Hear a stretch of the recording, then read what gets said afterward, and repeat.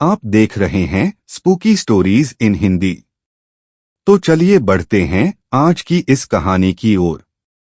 वैसे तो कालकण का किला राजा और महाराजा के आम पुराने किलों जैसा ही था, पर रात की काली घटा छाते ही वो किला जाग उठता था।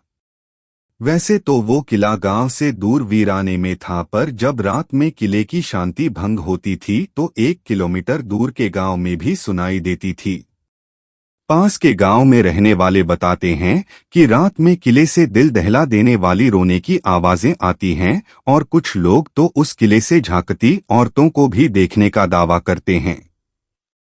और कहते हैं कि अमावस्या की रात को किले से मर्दों के चिल्लाने और औरतों के बचाओ बचाओ की आवाजें आती हैं और फिर दिल दहला देने वाली चीख लोगों के शरीर में सिहरन पैदा कर देती है। लोगों के दिल में बसे डर का इस बात से पता चल जाता है क्योंकि शाम होने के बाद कोई उस किले की तरफ के रास्ते की ओर देखता भी नहीं है। कई तांत्रिक पुजारी और मौलवी भी उस किले में गए, पर किले से निकलने के बाद उन्होंने गांव ही छोड़ दिया। गांव के बुजुर्ग लोग बताते हैं कि इस किले में एक जमींदार रहा करता था। जमींदार ने बेटे के लिए कई शादियां की, परत भी उसे बेटा नसीब नहीं हुआ। जमींदार क्रोध से पागल हो गया और उसने सभी पत्नियों को कोड़े मारकर मौत की सजा दे दी। उसकी पत्नियों ने तब जमींदार को श्राप दिया कि ये किला कभी भी फल फूल नहीं सकेगा और हमारी तरह भी तू ही इस किले में भटकता रहेगा। ये सारी घटना जब हुई तब अमावस्या की रात थी। गांव का कोई भी आदमी मदद की आवाज सुनने के बाद भी औरतों को बचाने नहीं गया। इसलिए गांव वाले अब भी उस किले से आती दर्दनाक चीख को सुनने की सजा भुगत रहे हैं। सरकार की तरफ से जब किलों की सुरक्षा और रखरखाव का कार्यक्रम चलाया जा रहा था तो कुछ सरकारी लोग उस किले को देखने आए थे। किले के अंदर कई झाड़ियां उगी हुई थी और मकड़ी के जाल चारों तरफ फैले हुए थे। सरकारी लोगों ने मजदूरों को साफ सफाई करने का आदेश दिया और चले गए। पर दूसरे दिन वो जब लोग अंदर गए तो किले के अंदर कोई साफ सफाई नहीं हुई थी, पर मजदूरों के लाश जरूर पड़े हुए थे। उनके लाश इतने विकृत थे जैसे ये किसी परालौकिक शक्तियां का काम हो। कई बार फिर किले की साफ सफाई का काम शुरू हुआ, पर हर बार कोई व्यवधान न हो जाने के कारण इसे छोड़ दिया गया। सरकार की तरफ से इस किले के बाहर एक सूचना बोर्ड लगा दिया गया, जिस पर लोगों के किले के अंदर जाने से मना कर दिया गया। धीरे धीरे उस किले की दीवारों पर बाहर से भी झाड़ियां उग जाती थी। मानस एक व्यापारी था जो सोने की बनी चीजें खरीदने और बेचने का काम करता था, पर उसका छुपा हुआ काम पुराने कलाकृति और सोने के सामानों को विदेश में बेचने का था। मानस पुराने कलाकृतियों की खोज में कई किले खंडर जा चुका था और जिस पर सरकार या कोई ध्यान नहीं दे जाता था और वहां मौजूद सामानों को चुरा लेता। देश की अमानत विदेश में बेचकर मानस ने काफी सारे पैसे कमा लिए थे। मानस के कुछ दोस्त भी थे जो इस काम में मानस की मदद करते थे और अपना हिस्सा लेते थे। मानस ने फिर से पुरानी कलाकृतियों की मांग की गई और इस बार पैसे भी ज्यादा मिलने थे। उसे मानस अब नई जगह की खोज में लगा हुआ था जहां कोई पुरानी खंडर और सरकारी कार्यों से वंचित किला हो। लैपटॉप में खोजते वक्त मानस को कालगढ़ के किले के बारे में जानकारी मिली तो उसके चेहरे पर मुस्कान तैरने लगी। मानस ने सारे दोस्तों को बुलाया और अपनी योजना बताई। पहले तो सारे दोस्त उस किले के पीछे की कहानी पढ़कर डर गए और कहा, भाई हमें कालगढ़ नहीं जाना चाहिए क्योंकि सरकार ने भी उसके लिए जाने से मना कर दिया है। इस पर मानस ने कहा, अगर सरकार को कोई कीमती चीज छुपानी हो तो लोगों में डर पैदा कर देती है और हम तो बहुत से लोग रहेंगे तो डर कैसा। सबने कालगढ़ जाने का दिन तय किया और सबके जाने की टिकट करवाई। मानस अपने दोस्त विक्की, प्रतीक, विमल और रौनक के साथ कालगढ़ के लिए ट्रेन से प्रस्थान कर दिया। सभी सुबह के समय कालगढ़ पहुंचे। काफी खोजने के बाद उन्हें एक छोटा सा होटल मिला। मानस ने सभी दोस्तों से नहाने और खाकर होटल से बाहर आने को कहा। मानस ने कहा, अभी हम सिर्फ किले को देखकर आएंगे बाहर से और फिर प्लान बनाएंगे। सभी दोस्त किले की ओर गए और उसका मुआयना किया। गांव के लोगों से बात करने और सुनने पर कई सारी कहानियों सुनने को मिली। मानस अब निश्चिंत था कि कोई भी डर के मारे रात में किले के पास नहीं आएगा, तो हम अपना काम बड़े ही आराम से कर पाएंगे। मानस सभी दोस्तों के साथ वापस होटल आया और सबको सो जाने को कहा ताकि हम लोग रात में जागकर काम कर सकें। आज अमावस्या की रात थी। सारे दोस्तों ने अपनी खुदाई करने वाले यंत्र और जमीन में दबी खजाना खोजने वाली मशीन साथ में लिया और किले की ओर चल दिए हैं। होटल के दरवाजे पर बैठे आदमी ने उनसे पूछा कि वो लोग कहाँ जा रहे हैं, तो मानस ने कोई बहाना बनाकर बात को टाल दिया। रात के 11 बज रहे थे। मानस ने किले का दरवाजा खोला और सभी अंदर गए। पूरा किला सड़ चुका था और पूरी तरह से लाश की बदबू से भरा हुआ था। सारे दोस्तों ने मास्क लगाया और सिर पर लगे हेलमेट में बंधे टॉर्च की रोशनी में आगे बढ़ने लगे। मानस ने सबको अलग अलग होकर खजाना खोजने के लिए कहा। मानस ने सबको आदेश दिया कि अगर किसी को कोई मुसीबत दिखती है या कोई खजाना मिलता है तो तुरंत वायरलेस पर एक दूसरे को बताएगा। सभी अलग अलग दिशा में चले गए। विक्की आगे बढ़ता जा रहा था कि तभी उसे एक बड़ा सा कमरा दिखा और विक्की उस कमरे में घुस गया। कमरे में कई सोने चांदी के बर्तन रखे थे। विक्की सभी बर्तनों पर हाथ फिराकर देख रहा था।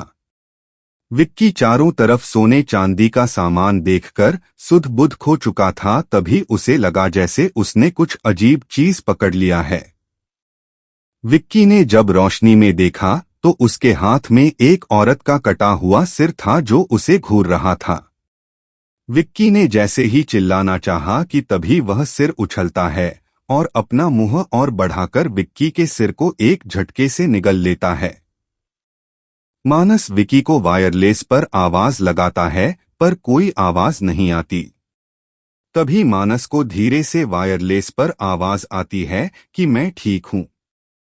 विमल आगे बढ़ रहा था और सोच रहा था कि मेहनत तो हम भी करते हैं पर मालामाल मानस हो जाता है।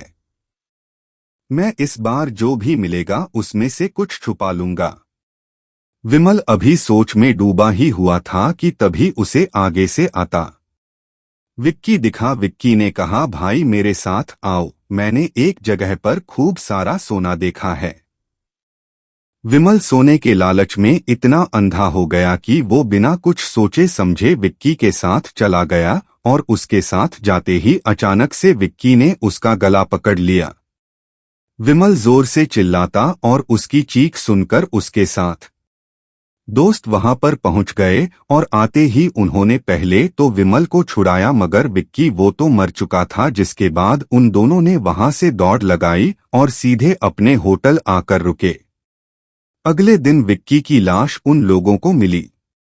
उसका सिर उसके धड़ से अलग था। तो दोस्तों, ये थी आज की पहली कहानी। तो चलिए बढ़ते हैं आज की दूसरी कहानी की ओर। आज से तकरीबन 28 साल पहले मैं एक बार अपने गांव गया था। दरअसल उन दिनों मैं शहर में अपने परिवार के साथ रहा करता था और काम से छुट्टी मिलने पर ही कभी कदार अपने गांव घूमने आ जाया करता था। मेरा गांव वाला घर काफी छोटा था, इसलिए मैं जब भी गांव आता था अकेले ही आता था और 2-4 दिन रहकर शहर लौट जाया करता था। उस रोज मैं काफी लंबे वक्त के बाद गांव आया था। गांव की हरियाली और शांति का मैं खूब आनंद ले रहा था। ऊपर से बरसात का मौसम, लगातार बारिश होई जा रही थी। घर पर बैठे बैठे मेरे जहन में एक ख्याल आया, क्यों ना गांव के दोस्तों से मिला जाए और थोड़ा वक्त उनके साथ भी बिताया जाए। वैसे भी दोस्तों से मिले काफी वक्त हो गया है। जिस वजह से मैंने तय किया बारिश बंद होते ही दोस्तों से मिलने निकलूंगा। कुछ घंटों बाद जब बारिश बंद हुई तब तक शाम हो चुकी थी। लिहाजा मैं घर से बाहर निकला और अपने दोस्तों को ढूंढने लगा। बहुत ढूंढने के बाद मुझे मेरा एक दोस्त नीलेश मिला।